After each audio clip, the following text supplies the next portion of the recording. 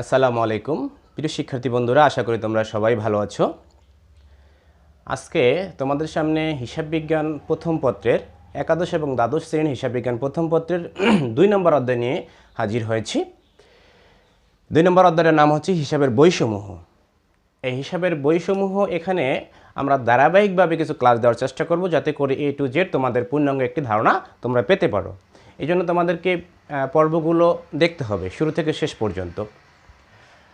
আমরা এই অধ্যায়ের যে গুরুত্বপূর্ণ যে বিষয়গুলো সেগুলো আমরা লিখে রেখেছি। তোমাদের এই ভিডিও ডিউরেশনটা যেন ছোট হয় এই জন্য আমরা আগেই বোর্ডে লিখে রেখেছি। তো এই অধ্যায়ে মূলত দুতরফা দাখিলা পদ্ধতি, জাবেদা, খতিয়ান, নগদান বই, এই কটা বিষয়ই এখানে আলোচনা হয়েছে। আমরা ধারাবাহিকভাবে এই বিষয়ের ক্লাসগুলো দেওয়ার জন্য চেষ্টা করব এবং তোমরা দেখতে থাকবে আশা করি। তো আমরা এই আজকের এই ক্লাসে আলোচনা করব মূলত দুতরফা দাখিলা পদ্ধতি কী এবং এর বৈশিষ্ট্যগুলো, এবং হিসাবের যে 5 প্রকার এবং এই 5 প্রকারকে কীভাবে ডেবিট ক্রেডিট নির্ণয় করতে হয়, এবং মূলত ডেবিট ক্রেডিট নির্ণয়ের যে আরেকটা স্বর্ণালী সূত্র, যেটাকে গোল্ডেন রুলস বলা হয়, আমরা এই বিষয়গুলো আজকে ক্লাসে শিখব। তো আমরা ক্লাসে চলে যাই। তার আগে যে কথাটা বলে নিচ্ছি, তোমরা যারা আমার চ্যানেলটি সাবস্ক্রাইব করেছো তাদের সকলকে অসংখ্য ধন্যবাদ, এবং যারা করো নাই তারা অতি সত্বর এটা সাবস্ক্রাইব করে ক্লাসগুলো দেখতে থাকো। তো প্রিয় শিক্ষার্থীরা, দুতরফা দাখিলা পদ্ধতি কি? তোমরা জানো যে হিসাবের ইতিহাসটা কিন্তু অতি প্রাচীন। হ্যাঁ, প্রাচীনকালে মানুষ গুহাতে দাগ কেটে হিসাব করত, পাথর বা কাঠের টুকরা মানে গুনে গুনে হিসাব করত। তো এটা হিসাবের সেই প্রাচীন যুগ থেকে যখন এসেছে, এটাকে আধুনিক বা বৈজ্ঞানিক একটা রূপ দিয়েছে দুতরফা দাখিলা পদ্ধতির নামে। এটা হচ্ছে যে ইতালির যে ধর্মযাজক, যাকে আমরা সবাই চিনি, যে লুকা পেসিওলি, এটা 1494 সালে এই দুতরফা দাখিলা পদ্ধতি আবিষ্কার করেছে। তো এখান থেকে যে এমসিকিউতে আসে যে দুতরফা দাখিলা পদ্ধতি প্রণয়নের সাল কত, তোমরা অবশ্যই সেখানে লিখবা 1494 সাল, এবং এটা কে প্রণয়ন করেছে? ইতালির ধর্মযাজক ডি লুকা পেসিওলি। তো দুতরফা দাখিলা পদ্ধতি শুরুতেই বলে নিচ্ছি একটা বৈজ্ঞানিক এবং আধুনিক বিজ্ঞানসম্মত, বৈজ্ঞানিক অথবা বিজ্ঞানসম্মত আধুনিক পদ্ধতি, যেখানে দুইটা পক্ষ থাকবে। এই দুতরফা দাখিলাটা অবশ্যই একতরফা দাখিলা থেকে আধুনিক। একতরফা দাখিলা কিন্তু আধুনিক এবং বিজ্ঞানসম্মত নয়। তো এটার কিছু আমরা বৈশিষ্ট্য দেখতে পাচ্ছি। এখানে আরও কিছু বৈশিষ্ট্য আছে, এগুলো তোমরা বই থেকে দেখে নিতে পারবা। তো দুতরফা দাখিলা পদ্ধতির প্রধান যে বৈশিষ্ট্য সেটা হচ্ছে দুটি পক্ষ, অর্থাৎ দুইটা পক্ষ থাকতে হবে। এই দুইটা পক্ষ কি? একটা হচ্ছে দাতা, একটা হচ্ছে গ্রহীতা। অর্থাৎ যখন কোনো কিছু লেনদেন হবে, এই লেনদেনটার ক্ষেত্রে দুইটা বৈশিষ্ট্য বাধ্যতামূলক। একজনের সুবিধা গ্রহণ করবে, আরেকজনের সুবিধা প্রদান করবে। তো যিনি সুবিধা প্রদান করে তিনি হচ্ছে কি? দাতা। আর যিনি সুবিধা গ্রহণ করেন তিনি হচ্ছেন কি? গ্রহীতা। তো এখানে প্রথম কথা হচ্ছে দুইটা পক্ষ থাকতে হবে, এবং একটা পক্ষ হচ্ছে সুবিধা গ্রহণকারী অর্থাৎ গ্রহীতা, আর একটা পক্ষ হচ্ছে সুবিধা প্রদানকারী অর্থাৎ দাতা। এবং অর্থের পরিমাণ অর্থাৎ অর্থের পরিমাপযোগ্য হতে হবে। অর্থাৎ কত টাকার সুবিধা প্রদান করা হয়েছে, অর্থাৎ ওই ব্যক্তি কত টাকা সুবিধা গ্রহণ করেছে, এটা অর্থে পরিমাপযোগ্য হতে হবে। এরপরে হচ্ছে ডেবিট ক্রেডিট। ডেবিট ক্রেডিটের বিষয়টা হচ্ছে যে দুইটা পক্ষ তৈরি হবে, এর যে কোনো একটা পক্ষ হবে ডেবিট, একটা পক্ষ হবে ক্রেডিট। প্রিয় শিক্ষার্থীরা, এখান থেকে একটা বিষয় জেনে রাখো, ডেবিট ক্রেডিটের বাংলা কি বা অর্থ কি? এটার অর্থ হচ্ছে ডান অথবা বাম। অর্থাৎ ডেবিট পাশে বসবে হচ্ছে ডান পাশে, ডেবিটটা হসবে বাম পাশে ছড়ি। অর্থাৎ সকল বাম পাশে যেগুলো আমরা সকল হিসাবগুলো আমরা বসাবো বাম পাশে, সেগুলো হচ্ছে ডেবিট নামে, এবং ডান পাশে যে হিসাবগুলো বসাবো সেগুলো হচ্ছে ক্রেডিট নামে। এবং এটা হতে হবে নির্ভরযোগ্য এবং বৈজ্ঞানিক, যেটা আমরা শুরুতেই বলে নিছি, এটা হচ্ছে আধুনিক বিজ্ঞানসম্মত একটি পদ্ধতি। তো প্রিয় শিক্ষার্থীরা, আরও যে বৈশিষ্ট্যগুলো আছে তোমরা বই থেকে দেখে নিতে পারো, কোনো সমস্যা হবে না আশা করি। এরপরে আমরা যে বিষয়টা জানি যে হিসাবের প্রকার হচ্ছে 5টা। সেটা হচ্ছে কি? দেখো, সেটা হচ্ছে সম্পদ, দায়, মালিকানা সত্ত্ব, আয় এবং ব্যয়। সম্পদ কি? আমরা জানি সম্পদ সাধারণত হচ্ছে 3 প্রকার। কয় প্রকার? 3 প্রকার। একটা হচ্ছে যে দীর্ঘমেয়াদী সম্পদ, আর একটা হচ্ছে স্বল্পমেয়াদী বা চলতি সম্পদ, আর একটা হচ্ছে অস্পর্শনীয় সম্পদ।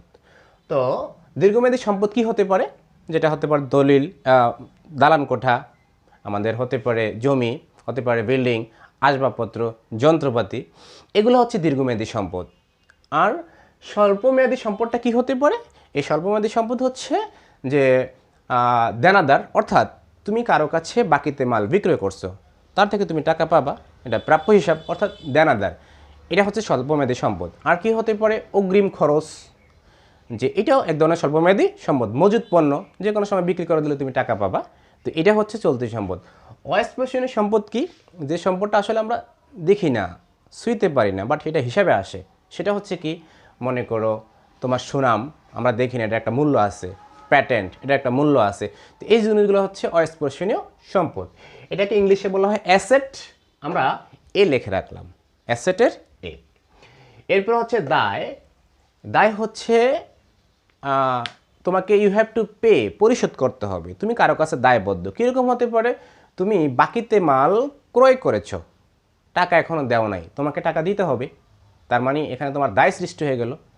আরও হতে পারে অনুপার্জিত আয়, অর্থাৎ কারো কাছ থেকে তুমি টাকা নিয়েছো কিন্তু এখনও সেবা দেও নাই, তুমি তার কাছে দায়বদ্ধ। এটাকে ইংলিশে বলা হয় লায়াবিলিটি, বাংলায় এটা সংক্ষেপে আমরা এল লিখে রাখলাম। লায়াবিলিটি বাংলা অর্থ হচ্ছে দায়। এরপর দেখো মালিকানা সত্ত্ব। মালিকানা সত্ত্বকে ইংলিশে বলা হয় ওনার্স ইকুইটি, অর্থাৎ ব্যবসায়ের প্রতি মালিকের যেই সত্ত্ব বা অধিকার, এটার নাম হচ্ছে মালিকানা সত্ত্ব। ওকে। এরপর হচ্ছে আয়, ইংলিশে বলা হয় রেভিনিউ, আমি সংক্ষেপে আর লিখে রাখলাম। রেভিনিউ মানে আয় হচ্ছে যত ধরনের আয় হতে পারে। কীরকম হতে পারে? যেমন তুমি মাল বিক্রয় করেছো, অর্থাৎ তুমি তার থেকে টাকা পেয়েছো নগদে, এটা তোমার আয়। কমিশন প্রাপ্তি, এটা এক ধরনের আয়। সুদ প্রাপ্তি, এটা এক ধরনের আয়। এরকম সকল কিছুকে আমরা আয় বলবো।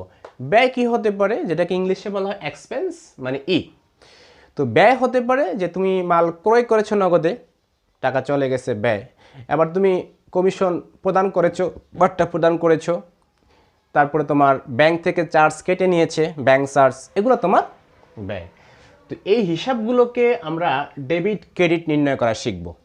এটা আধুনিক পদ্ধতি বলা হয়। ওকে। ডেবিট ক্রেডিট নির্ণয়ের মূলত পদ্ধতি হচ্ছে দুইটা।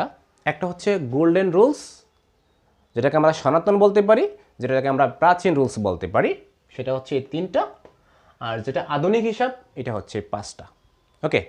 তো আমরা এখান থেকে ডেবিট ক্রেডিট নির্ণয় করার পাশাপাশি আমরা আগে এটা একটু দেখে আসি।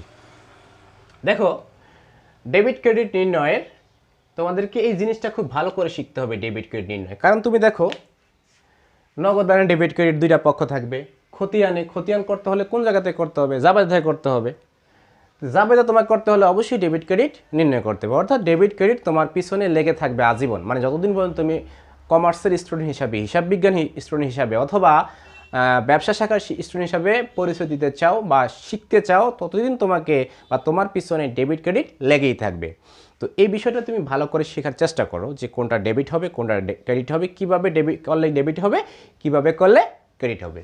তো প্রিয় শিক্ষার্থীরা, যে হিসাব বিজ্ঞানে যে গোল্ডেন রুল, সেটা হচ্ছে তিনটা হিসাব বলা আছে: ব্যক্তিবাচক হিসাব, সম্পত্তিবাচক হিসাব, নামিক হিসাব। ক্লিয়ার?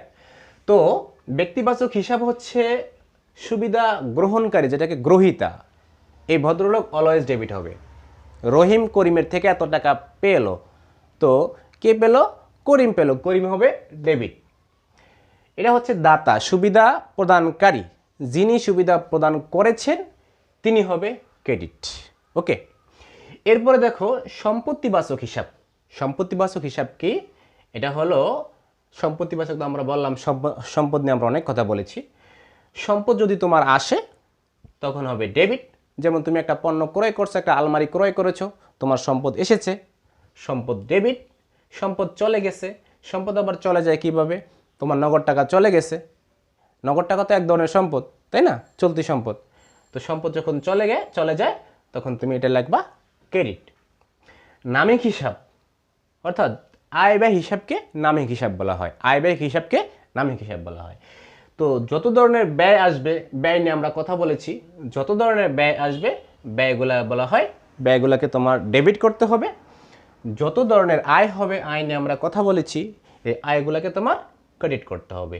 তো তিনটাকে বলা হয় গোল্ডেন রুলস, আধুনিক বা সনাতন পদ্ধতি। ঠিক আছে, এটা আমি লিখে দিলাম, গোল্ডেন রুলস। তো আমরা যেই হিসাব যে 5 প্রকার বললাম, এইগুলাকে কিভাবে আমরা ডেবিট ক্রেডিট নির্ণয় করব, একটু জিনিস খেয়াল করো। এখানে 5টাকে আমরা 2 ভাগে ভাগ করে ফেলবো।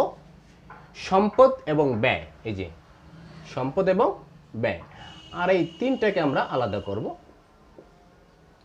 তো সম্পদ এবং ব্যয় এখানে বলা হচ্ছে, যদি আমি বলি সম্পদ এবং ব্যয়, অ্যাসেট এবং এক্সপেন্স, এগুলো যদি বৃদ্ধি পায়, কি পায় আমি এখানে লিখে দিলাম, খেয়াল করো। সম্পদ, যেটাকে আমি ইংলিশে বললাম এ, সম্পদ, আর হলো এক্সপেন্স, আমি এখানে লিখে দিলাম, এই লাইনটা এখানে আসবে। এটা যদি বৃদ্ধি পায় তখন অবশ্যই ডেবিট হবে। সম্পদ এবং ব্যয়, ব্যয়গুলো মানে এক্সপেন্স যদি হ্রাস পায় তখন ক্রেডিট হবে। এটাকে আমরা একটা সংক্ষেপে আমরা অনেক ক্ষেত্রে বলতে পারি, আমাদের স্যার আমাদেরকে যেভাবে শিখিয়েছে, সব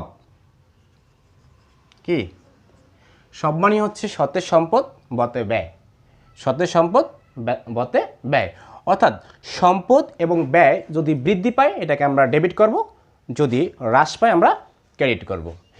এরপরে বাকি যে তিনটে হিসাব, দায়, মালিকানা সত্ত্ব, আয়, যেটা হলো রেভিনিউ, লায়াবিলিটি, আর একটা হচ্ছে মালিকানা সত্ত্ব, না ওই,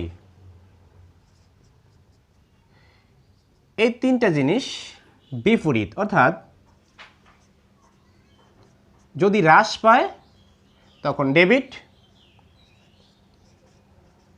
যদি বৃদ্ধি পায় তখন ক্রেডিট।